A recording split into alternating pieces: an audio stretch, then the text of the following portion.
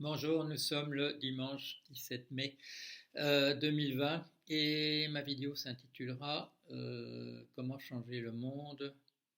Point d'interrogation. Réfléchissons, point d'exclamation. Le point de départ, c'est deux choses. D'abord, c'est toutes les pétitions que je vois passer. Euh, voilà, des 3000 intellectuels, 2000 chercheurs, parfois c'est moins. Mais ce sont des gens qui ont trouvé une raison pour se rassembler et tous ces gens disent à peu près, je dirais, la même chose. Euh, Souvent, c'est un peu insipide, incolore. Ça se limite à du bon principe sans proposer rien de particulier. Mais enfin bon, alors à quoi ça sert? Euh, je ne sais pas. Je sais pas. Ça permet aux gens de se compter, de dire il y en a 3000 ici, etc. Et puis, puisque ça dit à peu près la même chose, même si c'est pas très révolutionnaire, ce serait pas mal que tout le monde le dise en même temps, plutôt que ça parte toujours des mêmes endroits, c'est-à-dire d'endroits qui sont déjà balisés comme étant tel groupuscule, ou alors on voit parfois, on a vu récemment une alliance apparemment de fait entre deux groupuscules, mais c'est pas comme ça, je crois pas que ce soit comme ça qu'on changera le monde. C'est pas parce que en tapant simplement du poing sur la table, ça suffit pas. Bon, si tout le monde tapait du poing sur la table en même temps à l'échelle du monde, ça serait peut-être détectable sur le plan sismologique. Ça pourrait même produire quelque chose. Mais ça me semble pas être le bon point d'accroche. Parce que vous voyez, déclaration du MEDEF, déclaration de l'Institut Montaigne, euh, ça souligne le fait que manifestement c'est pissé dans un violon, c'est complètement ignoré, enfin ces efforts collectifs de pétition est tout à fait ignoré à l'endroit où les choses se décident. Et ça c'est une chose bon, sur laquelle j'attire souvent l'attention quand on me pose la question, c'est une question rituelle dans les entretiens, les interviews. Pourquoi n'a-t-on pas tiré les leçons de 2008? Et je réponds toujours la même chose. Si on a tiré les leçons, on peut réunir un grand nombre de gens qui ont tiré les leçons. Les leçons sont écrites là. Mais les gens qui prennent les décisions ne sont pas ceux qui ont tiré les leçons. C'est deux populations distinctes. Et dans nos sociétés, il n'y a pas de mécanisme qui fasse automatiquement communiquer l'un avec l'autre. Quand il y a des tentatives, ce sont des feux de paille. Souvenez-vous, si vous avez encore une mémoire d'éléphant, vous vous souviendrez de l'époque où le gouvernement français prenait l'avis de scientifiques. Puis on a parlé de friction, puis il y a eu une protestation de la part du comité scientifique en disant qu'on avait pas mal représenté sa position, et puis du coup, bon, on n'en parle plus. Donc, dès qu'il y a aussitôt qu'il y a des tentatives d'essayer de faire venir le savoir à l'intérieur des décisions qui sont prises, la déconnexion se fait un jour ou l'autre. Euh, Monsieur Sarkozy dit discours de Toulon, on va tout changer, etc. Les décisions qui sont prises ensuite ne portent aucune trace de ça. Monsieur Macron, dans deux allocutions au début de la crise, au moment où on annonce le confinement, dit on va tout changer, et puis les décisions qui sont prises dans les jours suivants montrent que là aussi, c'est lettre morte, ce sont des effets de rhétorique, comme on dit, ça n'a pas d'implication véritable. Alors, que faire? Que faire? Euh, et c'est pour ça que je vous demande voilà, qu'on réfléchisse ensemble. Euh, je suis en train de rassembler, tout ce que j'ai déjà écrit depuis le début de la crise, sur la crise en tant que telle, la crise du Covid-19, du coronavirus.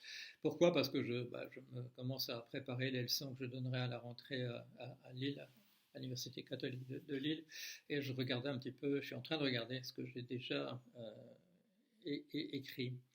Et bon, je fais ça depuis quelques jours. Et ce matin, il y a deux éléments déclencheurs. Il y a un mail qui m'a envoyé et puis il y a un commentaire. Un commentaire. Comme ce commentaire, je commence par y répondre dans la liste des commentaires, puis je me dis non, ça peut intéresser tout le monde.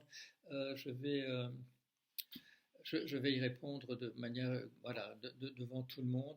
C'est la question, faut-il taxer les transactions commerciales et, et le mail que je reçois, que je vois en premier, attire mon attention sur le fait qu'une personne, une personne très respectable, ne continue à faire des déclarations sur la création monétaire par les banques commerciales.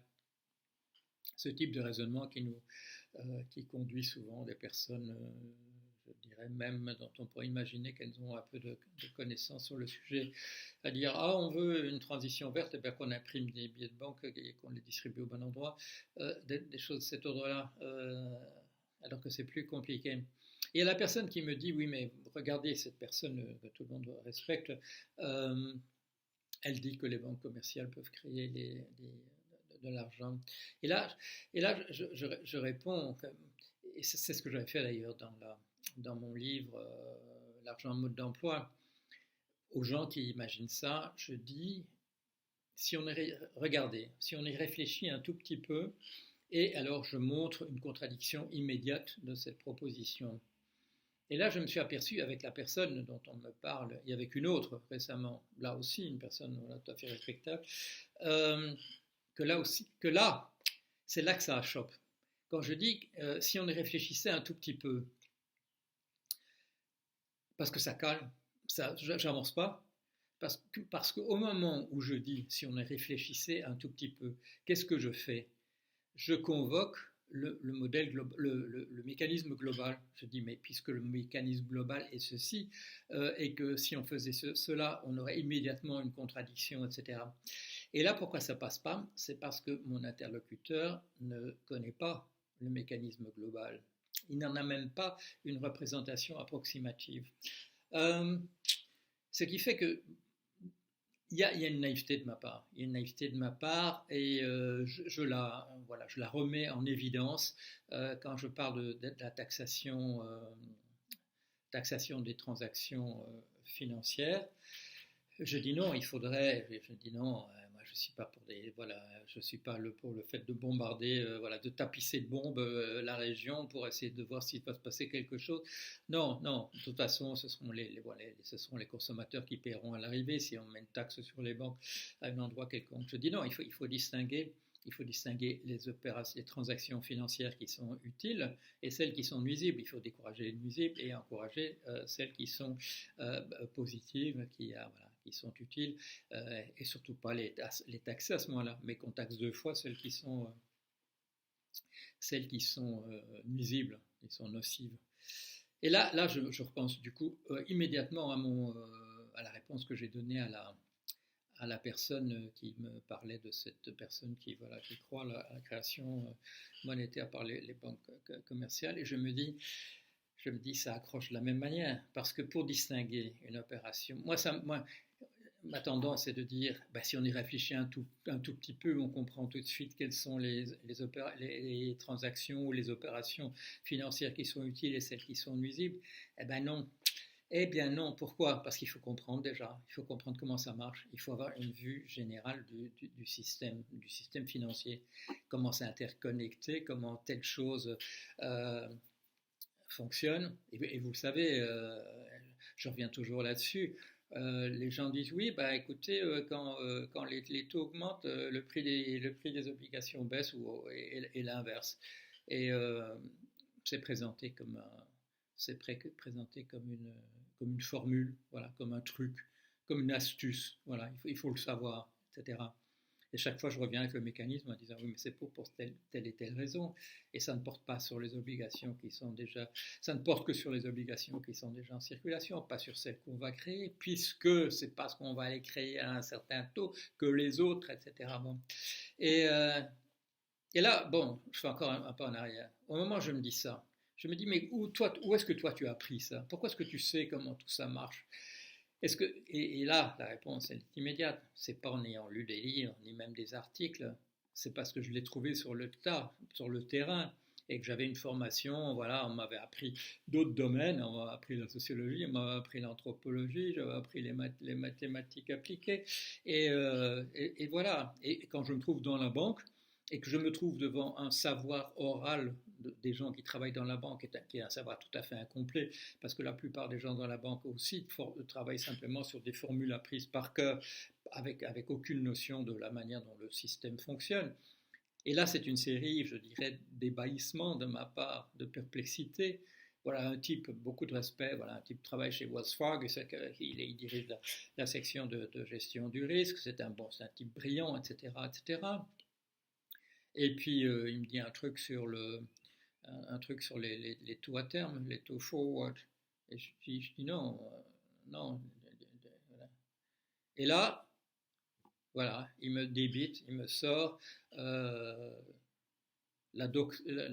c'est comment on appelle ça, la doxa, ouais, la doxa, l'opinion toute faite, l'opinion toute prête. Je dis oui, mais imagine bien, bon, alors si c'est un prêt dans 2 ans pour 3 ans, donc etc., etc. Donc c'est pas une représentation de l'avenir, c'est la représentation simplement voilà, c'est une décomposition des taux qui sont maintenant. Non, non, il y a une prévision là-dedans. Je dis quoi? Où est-ce qu'elle est? Ah, ouais, non, bon, à l'infini, il y a une prévision.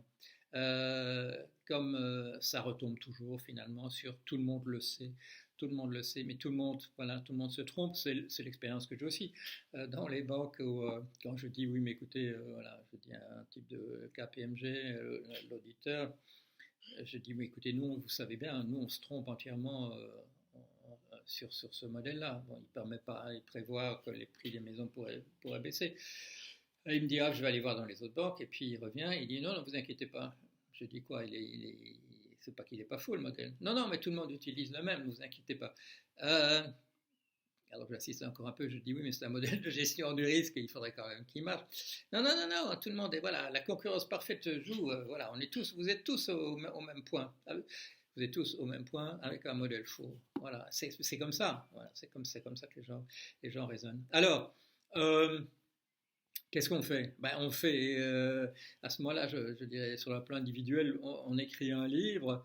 On écrit un livre en expliquant comment ça marche vraiment de l'intérieur. Bon, et alors le livre, il se vend à 5000 exemplaires.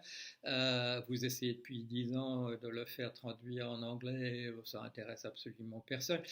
Comment est-ce qu'on fait? Comment est-ce qu'on fait pour que le savoir augmente? D'abord, et après, je vous l'ai dit, une fois que tout le monde sait, tout le monde comprend comment ça marche, on n'est encore nulle part, puisqu'on est dans notre petit groupe, je dirais, de lecteurs, voilà, de spectateurs et de lecteurs du blog de Paul Jorian, c'est-à-dire de gens qui sont tous, voilà, des ingénieurs, des médecins, des juristes de haut niveau, des informaticiens, enfin, j'en passe, et des meilleurs, et on est là, et on discute.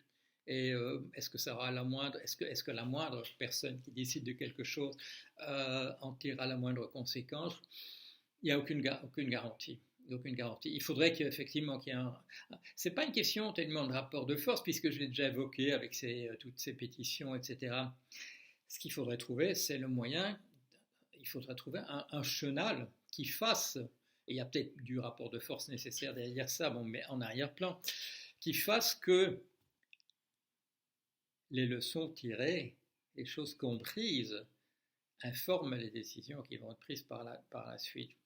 Et si on regarde l'histoire, on voit que ça se fait, mais ça se fait très très lentement. Ce sont des grands changements de paradigme. C'est quand on regarde messieurs Copernic, Tycho Brahe, Kepler, ça se fait pas du jour au lendemain. Ça se fait pas du jour au lendemain. Or, pour les trucs dont on parle ici, vu les catastrophes qui se profilent à l'horizon et qui sont même déjà là, il faudrait qu'on aille beaucoup plus vite que ça. Il faudrait que le savoir commence véritablement à informer les décisions qui sont prises. Et comme vous le savez, il y a toute une extrême droite qui mélange des positions politiques xénophobes avec un mépris affiché pour la science ou pour la partie de la science qui ne les intéresse pas et qui est lié à voilà, climato-scepticisme, etc. Un raisonnement que j'avais dit là, qui est le suivant. Pourquoi est-ce que l'extrême droite rejette tout discours scientifique, toute preuve scientifique? Ou quand il y a des gens d'extrême droite qui font de la science, ils le font à leur manière, à l'emporte-pièce. Parce que les gens d'extrême droite disent, les scientifiques disent la même chose que les gens d'en face. Les scientifiques disent la même chose que les gens de gauche. Et c'est pas considéré comme un argument en faveur des gens de gauche. Non, ça veut dire ils sont tous dans le même sac. Ils sont tous dans le même sac. Scientifiques et gens de gauche, c'est la même affaire. C'est des gens qui ne comprennent pas comment ça marche vraiment, que ce sont les un tel ou les une telle qui sont responsables de tout, et ainsi de suite. Alors, quand je dis réfléchissons, tout ce que je viens de dire,